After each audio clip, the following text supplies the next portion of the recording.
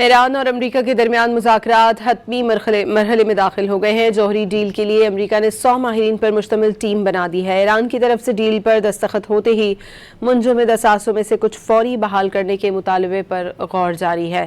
صدر ٹرمپ کے خصوصی ایلچی سٹیو وٹکاف اور جیرڈ کشنر نے ٹینیسی میں امریکی جوہری تنصیبات کا دورہ کیا۔ امریکی ویب سائٹ ایکسیوس کے مطابق صدر کے نمائندے امریکی جوہری مذاکرات کاروں کی تکنیکی ٹیم سے مشاورت کے لیے جوہری مرکز پر پہنچے۔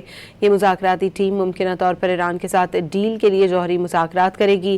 ایک امریکی عہدیدار نے بتایا کہ صدر ٹرمپ کے نمائندوں کا جوہری مرکز کا دورہ اس بات کا اشارہ ہے کہ ایران کے ساتھ بات چیت انتہائی سنجیدہ مرحلے میں پہنچ چکی ہے اور اس جوہری بات چیت کے لیے امریکی ٹیم کو تیار رہنا ہوگا۔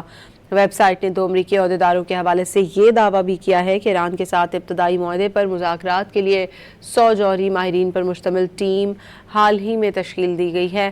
امریکی ویب سائٹ کے مطابق مذاکرات میں صدر ٹرمپ نے ایرانی یورینیم کو تلف کرنے اور ڈیل پر عمل درآمد کے لیے 60 دن کا وقت مقرر کرنے کی تجویز دی ہے، جبکہ ایران نے کہا ہے کہ یہ وقت 90 دن کا ہونا چاہیے۔ اس بات پر بھی اختلافات موجود ہیں کہ ایران کے اربوں ڈالر کے منجمد اثاثوں میں سے کتنی رقم کب بحال کی جائے۔